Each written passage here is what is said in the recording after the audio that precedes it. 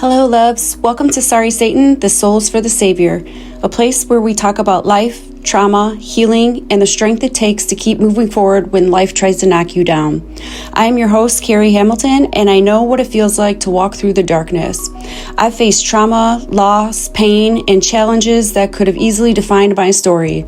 But instead, I've chosen to use those experiences as testimony, not for just what broke me, but what I survived.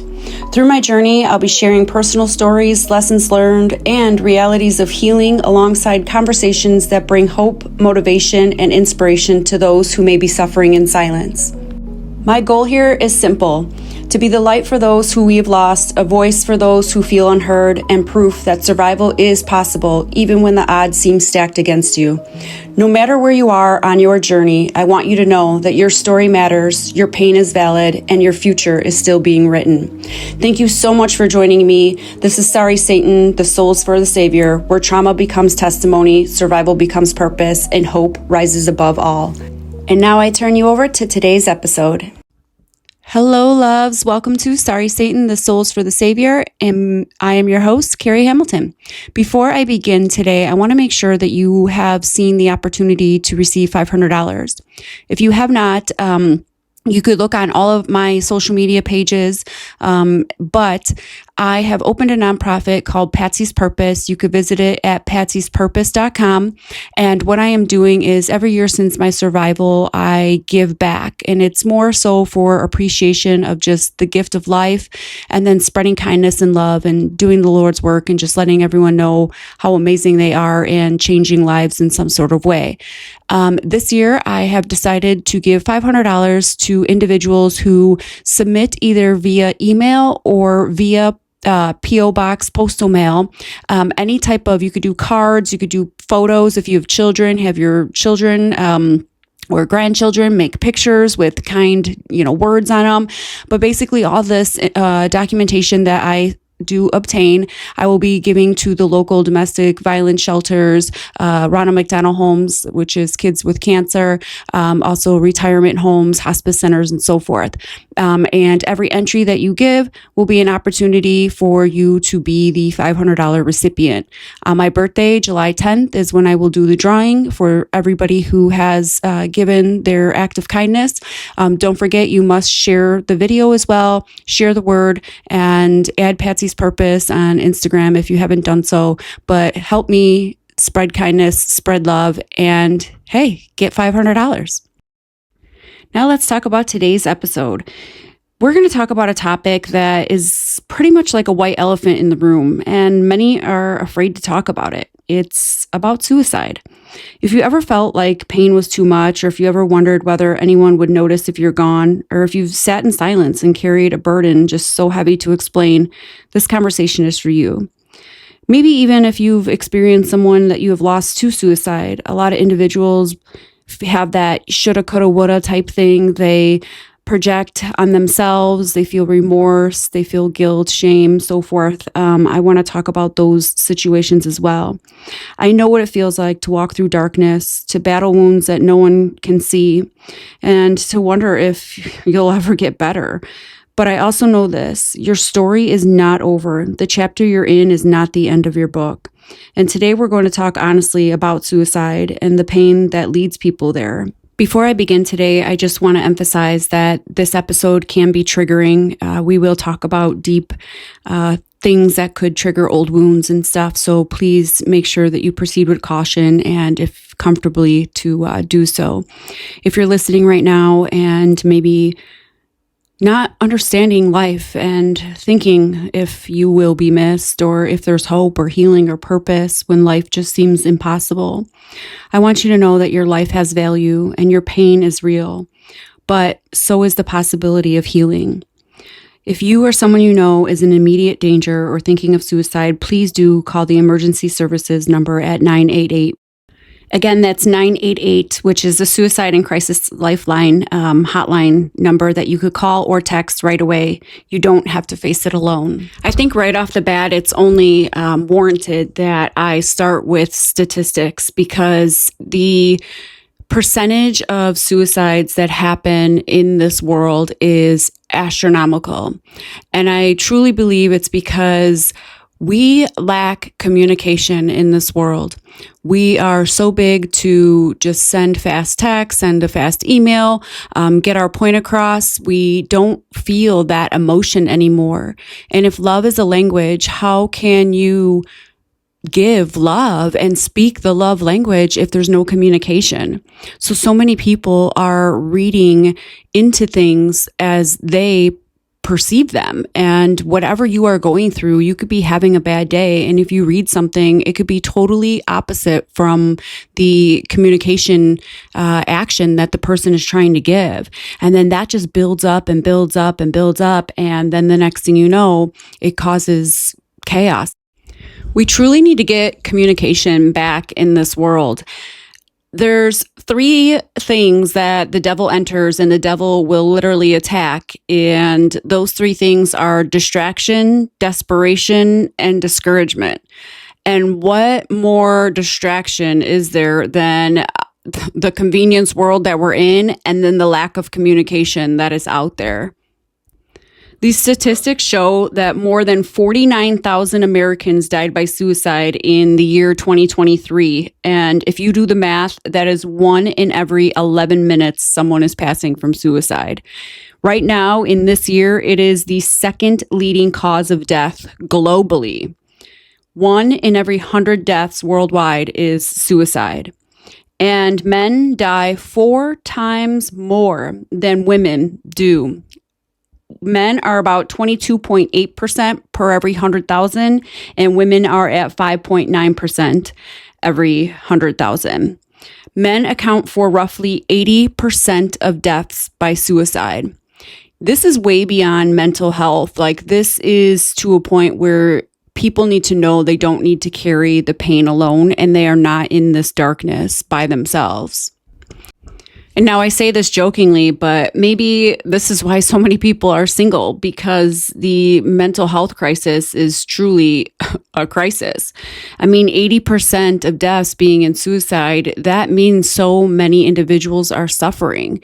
And I tell this to all my male clients all the time. I say, listen, man, it is not your muscles that make you strong. What makes you strong is a good, healthy mind, because the absence of ease is disease. And if you don't have that ease and that peace of mind, without a healthy mind, without a free mind, you are sick. And when you are suffering, suffering is a form of isolation. So a form of feeling and being separate. And being separate is a dark place to be. And maybe you're someone that lost a loved one to suicide and you're still sitting with the pain that you feel guilt or shame, or you just don't understand, or you're trying to find some sort of reasoning, maybe even feeling that you're to blame because you couldn't stop the situation. I want you to know something on a science aspect. Our brain is literally the steering wheel to our lives. If you are a repeat guest of mine, you have heard me say that many, many times.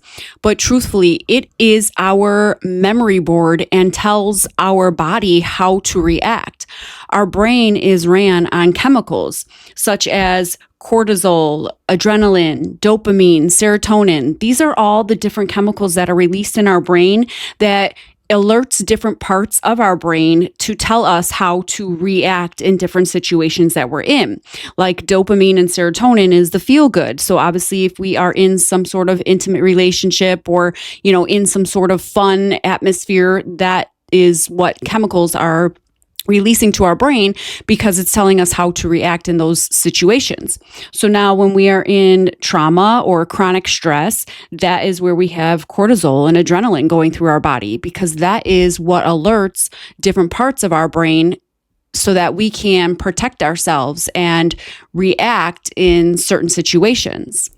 Now, with that being said, if you are out here blaming yourself or feeling some sort of guilt or shame regarding someone that you lost to suicide, that is no different than blaming yourself for someone having a heart attack or going into organ failure who was a drinker or something in that nature.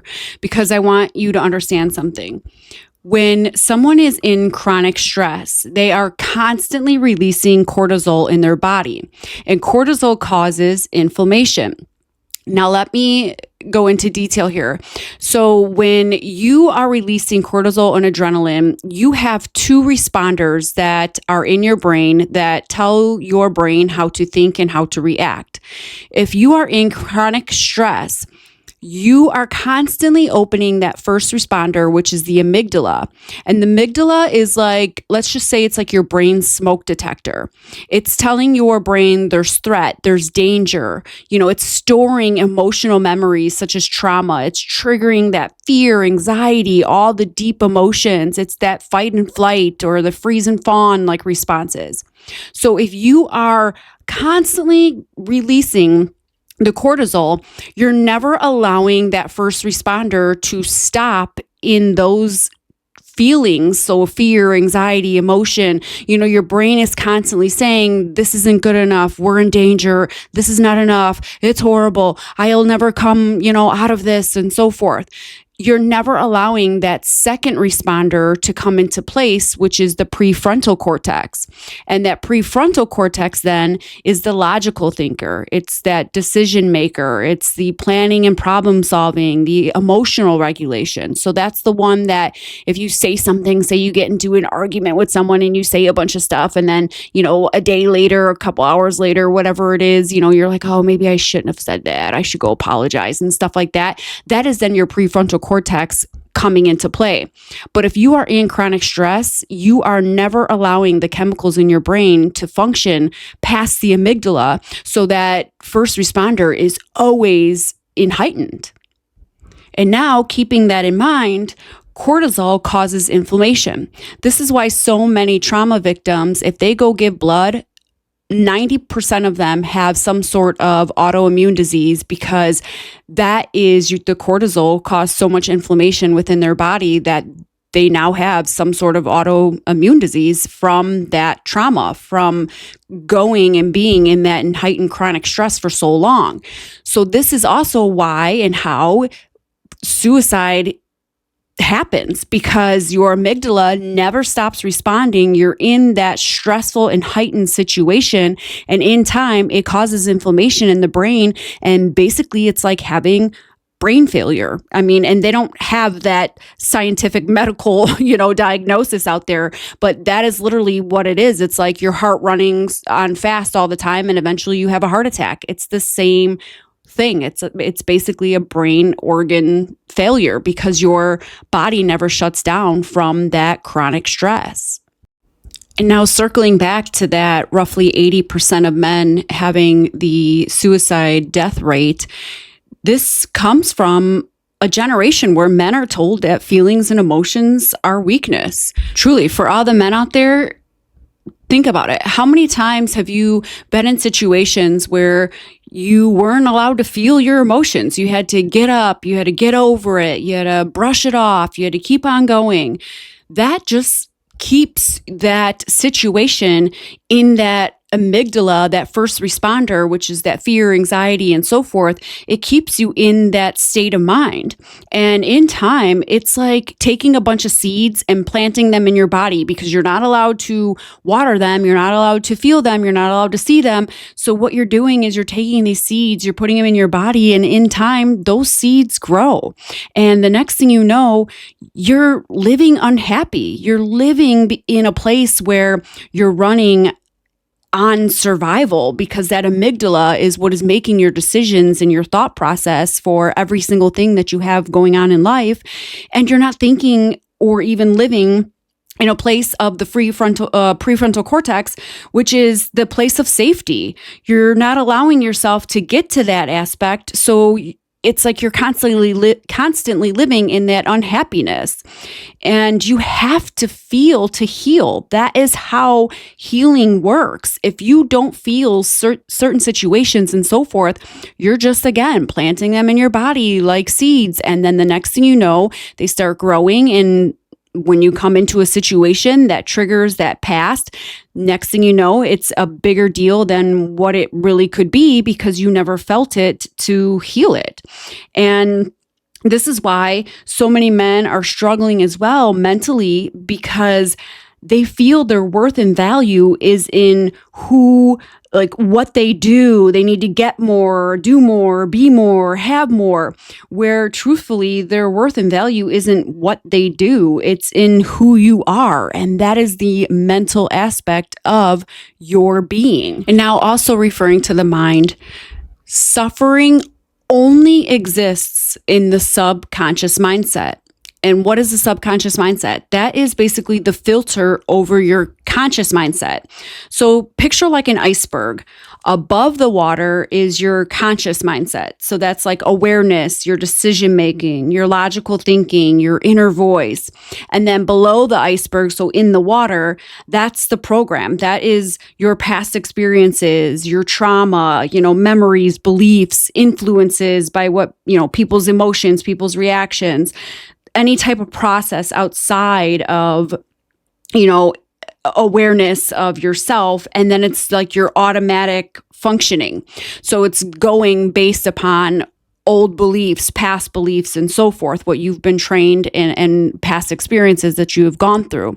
So if you keep that amygdala and that first responder always going, and you never allow that chronic stress to stop, and you never allow that amygdala to rest and that second responder to kick in, that prefrontal cortex, which gives the logical thinking and the decision making, well, clearly you never can be in that conscious mindset, because that's where the decision making and the logical thinking take place. So suffering only exists in that subconscious mindset. And the way to get into the conscious mindset is by reducing that stress, by releasing that cortisol that is going through your body. And the only way doing that is removing yourself from the atmospheres and the environments that are making you sick. And speaking of sickness, trauma, chaos, pain, suffering, this has become so normal in our everyday lives that so many are becoming desensitized to it.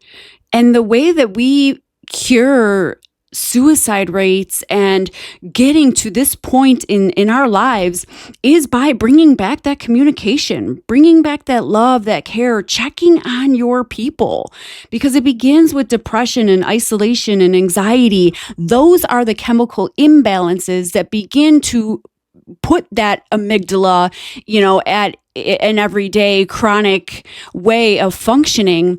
And as I said before, the absence of ease is disease. This is why so many people are dying from disease, and that the average lifespan for a man is 75 and a woman 80. We're so close in the same lifespan because every single one of us are projected to trauma and chaos and confusion and so forth, which is, again, the devil's way of attacking.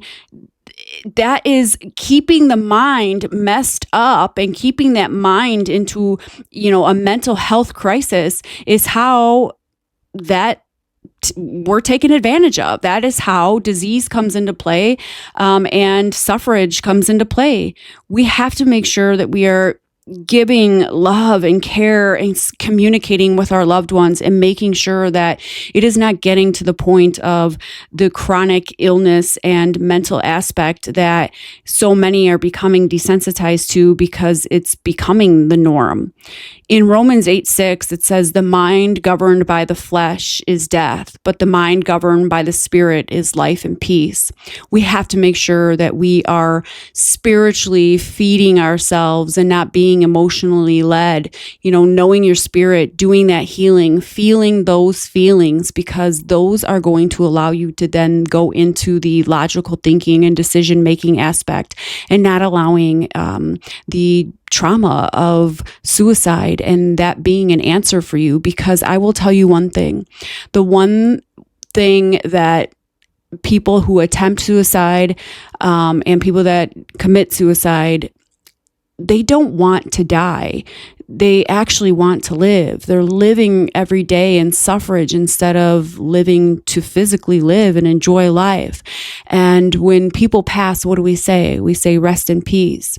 And so what these individuals go through and in their mind, having that amygdala triggering them with fear and anxiety and emotion and fight and flight every day, eventually they just want peace. And so the answer for them is death, because it is when you rest in peace that you find that peace. So check on your loved ones. Make sure that they are doing well and ask questions. Pry on them.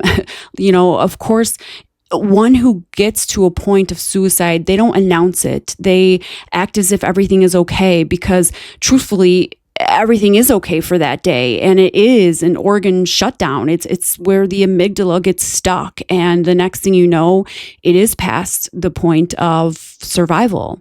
So we have to make sure that we are getting our mind healthy, getting into the habit of releasing that emotion and feeling and healing and spreading that love and kindness and light to everybody, because that is what is going to give us ease instead of disease, and to break this chain of suicide rates and freedom. It will cost you everything, but it's going to cost you everything that isn't real. And letting go is how you start to move forward and gain that strength in your mind and know who you are spiritually, not just emotionally and mentally, but spiritually, who you are in spirit and what feeds your soul. So please, those out here that are saying it's selfish, saying of all the things, all the blessings they had, they had a business, they had kids, they had this, they had that. Those were actually the things that kept individuals going, that, kept them going one more day and not giving up. This is a matter of a chemical imbalance and a organ malfunction, an organ type failure. This is not something of a selfish, self-centered type situation. For it to get to the point of suicide, it is at the point of, like I said, an organ failure and a chemical imbalance in the body that is releasing so much more chemicals that is causing inflammation and allowing that amygdala to stay open and not allowing someone to have logical thinking. And now, before we close today's episode, I want to leave you with this. If you're struggling, please don't suffer in silence. The pain you're feeling today does not define your future, and it does not determine your worth. There is hope, there is help, and there are people who care about you more than you realize. Remember, a permanent decision should never be based on a temporary feeling. Your story is not over, and your life has purpose. And even in your darkest moments, God has never forgotten about you. Thank you for joining me today for Sorry Satan, the Souls for the Savior. If this episode touched your heart, please share it with someone who may need to hear it. Until next time, keep choosing hope, healing, life, and love. And I hope you know that I truly care. It is in your desperation that the devil will take over. I promise you, I have been in that place, that dark moment, ready to surrender my life because I craved peace so much. I was literally fighting the devil to run away, to escape. I tried the legal route. I tried every single avenue that I can possibly think of. And I felt like I just kept being pushed under water, and I kept struggling to survive and to breathe and just get one breath. And I promise you that don't surrender your soul. Do not give that devil your soul, because they will take everything from you. And what they truly want is your soul. You've ran this race. You've gone so far.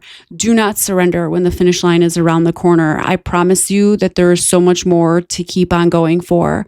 And you have me in your corner and chanting you on every single way. I truly care, and you are welcome to reach out at any time. Just know that you are so incredibly loved, and thank you so much for joining me today. I will see you soon. Much love.